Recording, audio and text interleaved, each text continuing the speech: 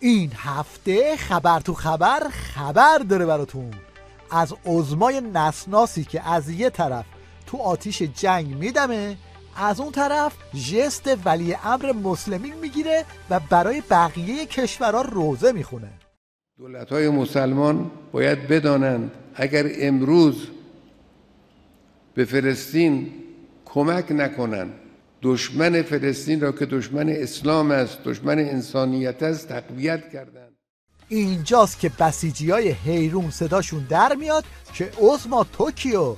عظما هم این جوجه تئوریسین رو میده جلو تا اینطوری مالکشی کنه. ما چی کار باید بکنیم؟ الان آقا ایران حمله کنه نمیدونم. ببین اون کسی که در ایران داره این تصمیمات رو میگیره کارشو بلده، میدونه داره چی کار میکنه. از قضا دشمن میخواد یه جایی شما یه جوری شده، من میگم بعضی این بچه انقلابا صبر استراتژیک رو مسخره میکردن. خب این نیست، به وقتش میره. اما اون آدم جنگ طلب نیست، دنبال جنگ نیست، به وقتش پاسخ یقینا خواهد داد، چون حجت شرعی برای خودش. از اون طرف پامنبری عظما تو حزب الشیطان هم خودش رو به کوچه سید علی چپ زد و گفت من اصلا خبر نداشتم.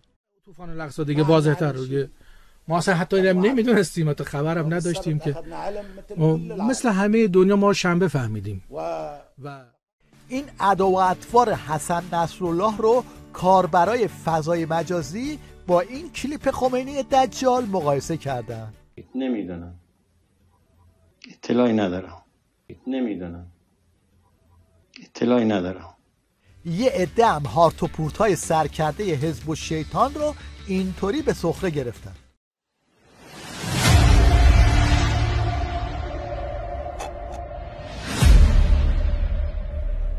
تموم شد. خیلی تاثیرگذار بود. بعد از اینکه بادکنک عظما ترکید و دیدن چیزی تو چنته نداره، کارشناسای مال به دست تیوی ریش اومدن تا قضیه رو اینطوری ماسمالی کنن. جالبی حرف سید حسن نصرالله امروز این بود، گفت که خیلی خوب من راهبرد رو کنترل میکنیم با محور مقاومت، همین حماس حریفتونه، حریف من آمریکایی است. حالا اگه سوالتون شده که ته خط این شاخوشونه کشیدنا قرار چی باشه، این یکی رو ببینید.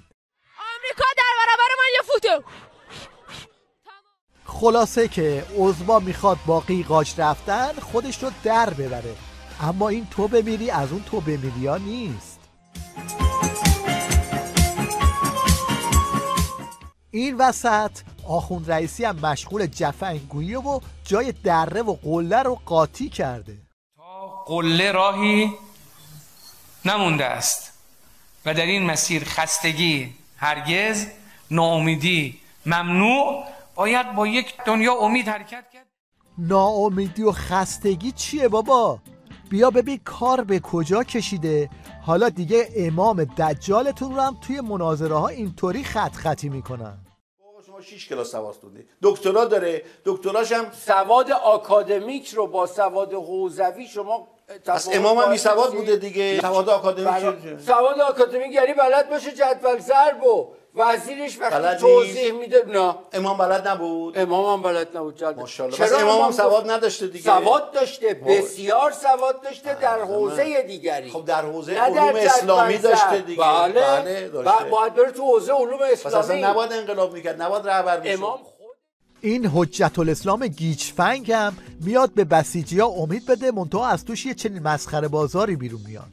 از نظر من آیت الله خامنه‌ای همان کورش کبیر ایران است، حتی میتوانم بگویم از او هم باهوشتر و زرنگتر است و به دنبال همون امپراتوری قدرتمند و عزت ایران است که ایرانی ها قدر او را نمیدانند و در آینده آنها خواهند دانست که دیر است و تاریخ در مورد آنها قضاوت خواهد کرد. ببینید، اما از این مسخره بازی ها که بگذریم، میرسیم به اصل مطلب که این روزا مهره های ریز و درشت رژیم با مناسبت و بی مناسبت اون رو بالا میارن.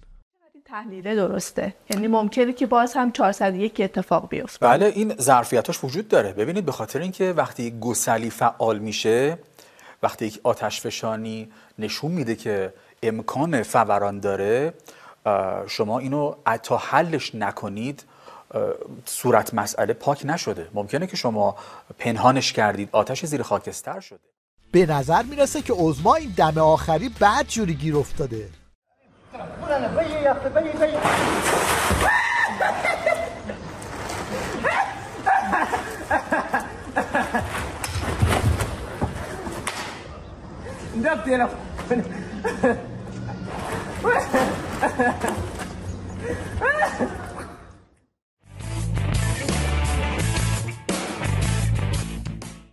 مشنگستان این هفته رو با هارت و پورتای ناشتای این آخوند بیری شروع میکنیم که معلومه بد جوری یابو برش داشته.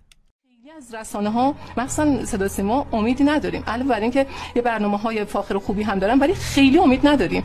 یعنی ببینید یه شب مثل دیشب رسانه صدا سیما یکی از ثروت‌های ما صدا سیماستا، یه شب مثل دیشب آقای رائفی پور رو دعوت میکنن، یکم مثل پریشب آقای ابطحی یا مثلا آقای جهرومی. من موندم این تضادها رو چجوری ما باید هضمش کنیم. بعدش هم که ما اعتراض میکنیم میگن انقدر که به ما میگن چه میدونم فقط تلویزیون شده برای حزب اللهی ها، برای اولا که بگن این مملکت مال حزب اللهی است، این مملکت مملکت امام حسینه. ثانیاً حالا شما میخواید اونا رو هم همراه کنید، حتما باید فضا رو مسموم کنید. اینجا شما بردید صدا سیما یا آقای ابطحی یا آقای جهرومی بردن اومدن صحبتاشون رو کردن. حالا چند تا چشمه از تلویزیون حزب اللهی ها یا همون تیوی ریش رو با هم ببینید. داداش حسین فهمیده میگه حسین فهمیده وصیت‌نامه نداشته. حسین وصیت‌نامه نداشت. تو فضای مجازی میگن وصیت‌نامه شهید فهمیده ولی وصیت‌نامه حسین نداشت. حسین وصیت‌نامه نداشت. تو فضای مجازی میگن وصیت‌نامه شهید فهمیده ولی وصیت‌نامه حسین نداشت. اما چند روز بعد یکی از سرتشتگ‌های بسیج میاد و وصیت‌نامه نداشته حسین فهمیده رو تو همین تیوی ریش میخونه. پایانی میخوام یه فرازی از وصیت‌نامه شهید پرافتخار دوران دفاع مقدس، شهید نوجوان، شهید محمد حسین فهمیده قرائت کنم که متناسب با این ایام هم هست انصافا. اینم بابای یکی از بسیجی‌های ترکیده تو قیامه که طلبکاره چرا رژیم همه زندانی‌های قیام رو اعدام نمی‌کنه و اینطوری تو آنتن زنده عظما و مشاورش رو گچی میکنه. 80 نفر گرفتن، 80 نفر شده 8 نفر. 8 نفرم اگر یه دفعه ولایتی سرش رو بکشه به اونجا دیگه 8 نفرم آزاد میشه.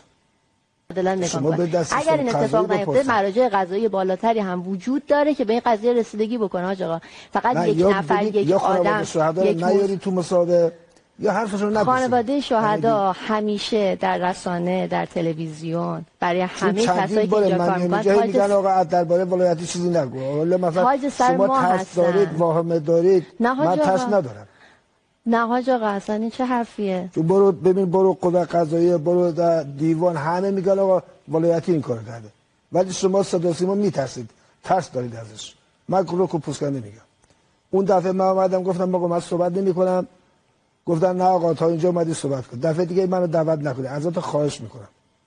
بله من سکوت کردم، شما صحبت کنید دیگه. نه دیگه دفعه دیگه منو دعوت نکنید، چون شما طرفدار ولایتی قاتل پسر منه. سلامت باشید. متشکرم. ما حتما درخواست‌های شما رو مطالبه می‌کنیم، همونطور که در رسانه مطالبه شد الان ادامه هم مطالبه می‌کنیم. از این دعواها این روزا تو تیوی ریش خیلی زیاده. هر کی میاد میگه آخرین باره که اومدم.